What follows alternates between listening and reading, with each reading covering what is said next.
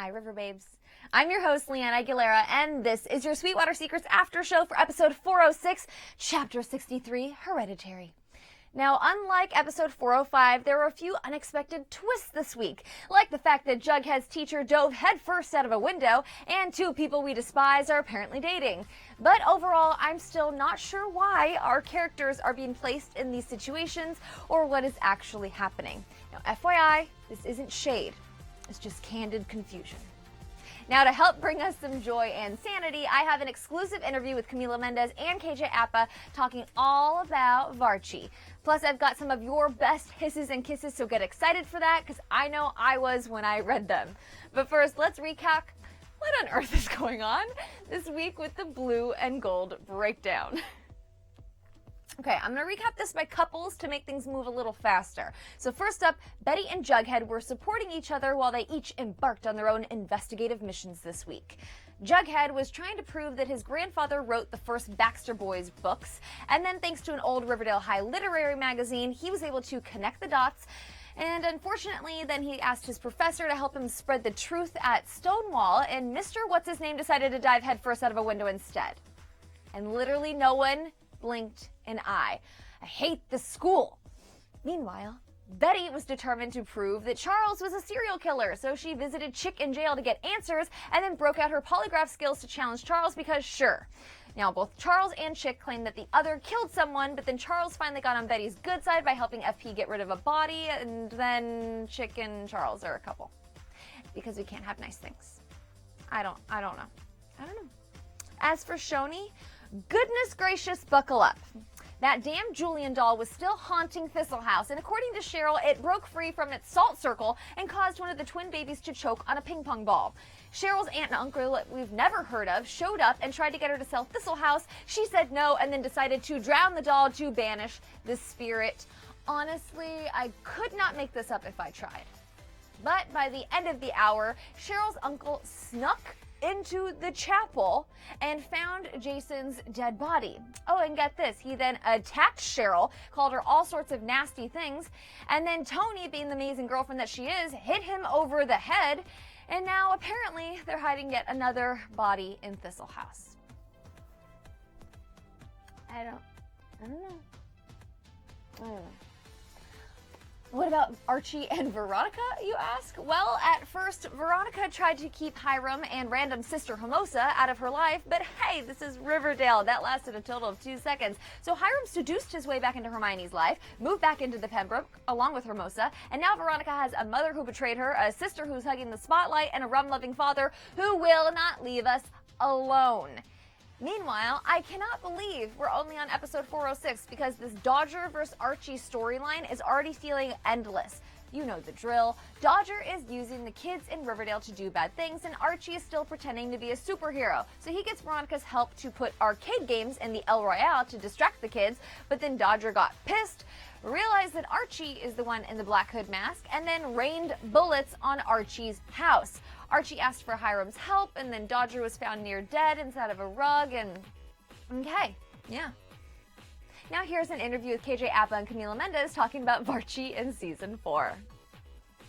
I loved that about season 1, so I'm really happy we're going back to that wholesome area. Mm-hmm. And don't get me wrong, it's just as absurd as it's ever been, but we're definitely kind of focusing more on high school, and that feels really nice to go back to. What do you think, Archie?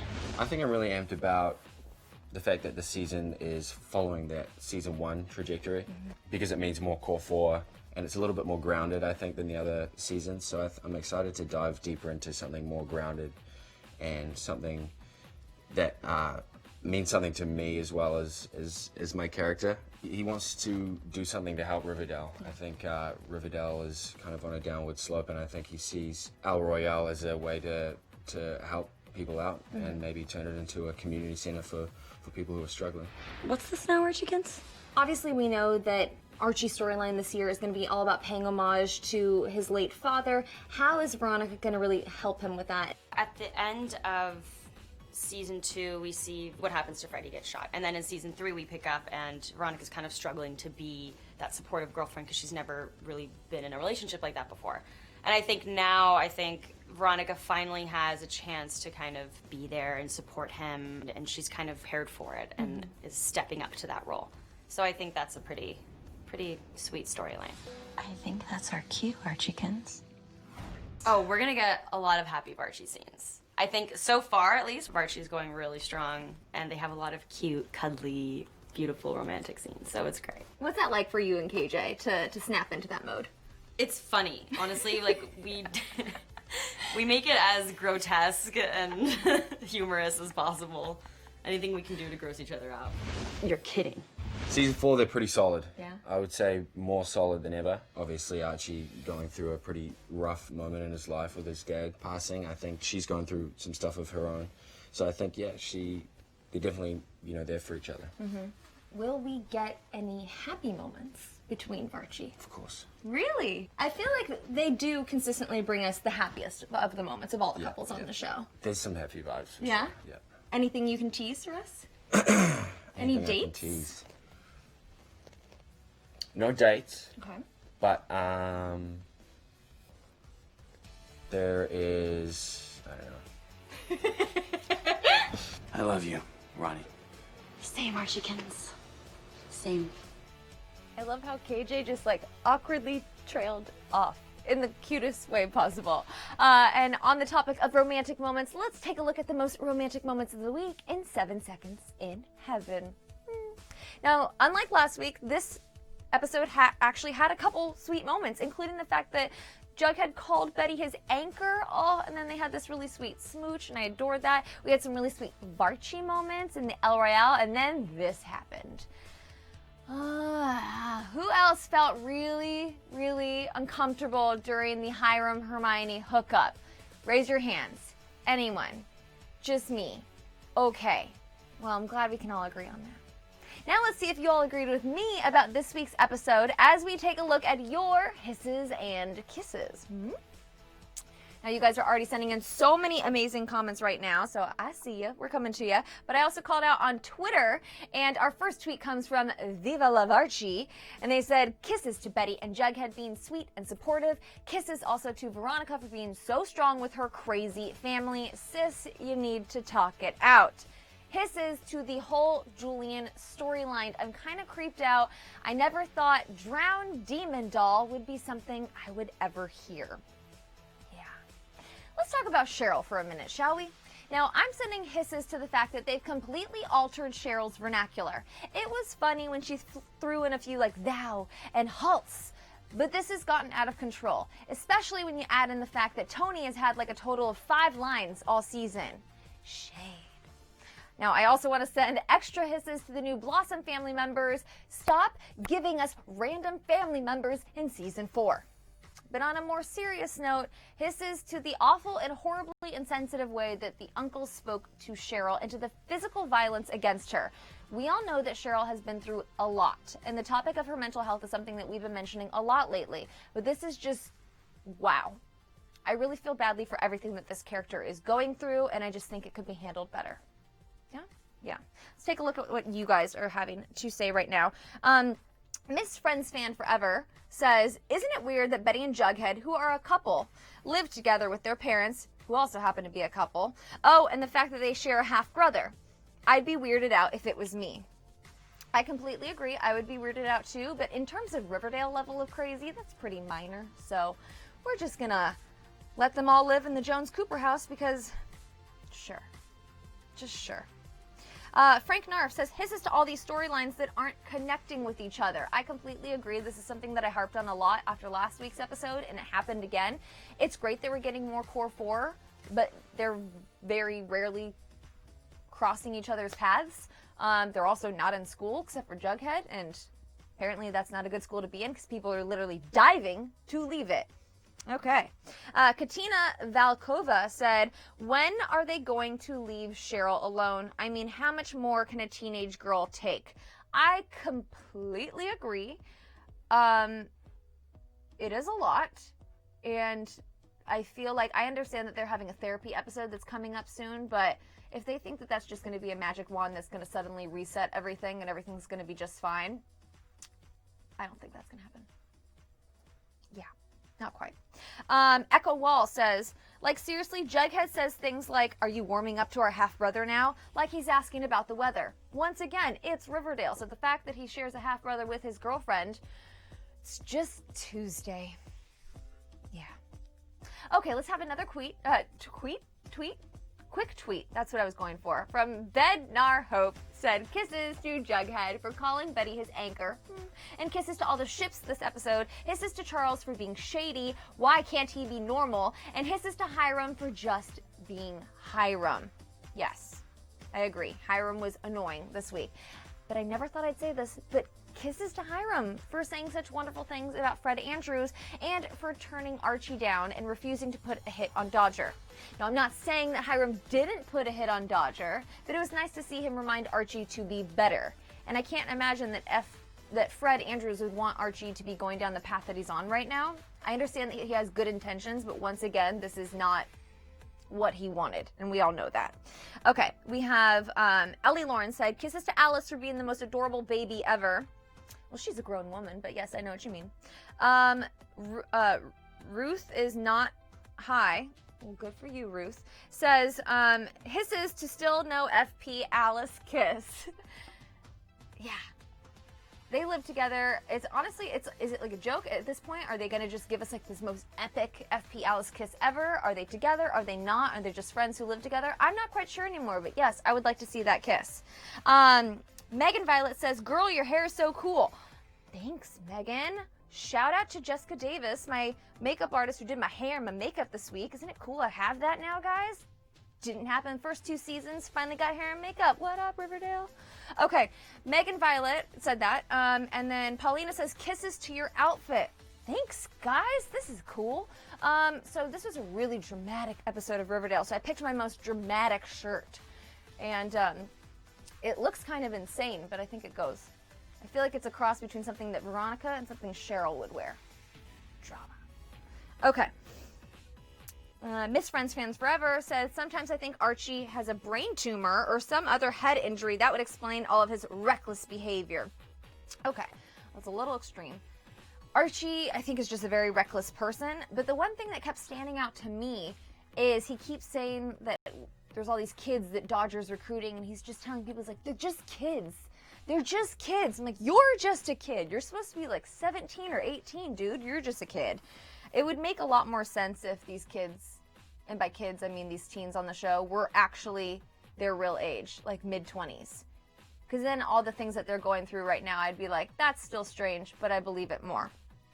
Yeah. We have another tweet, and that's going to be from @BugheadLover12. And they said, hisses to Hiram and Hermione getting back together.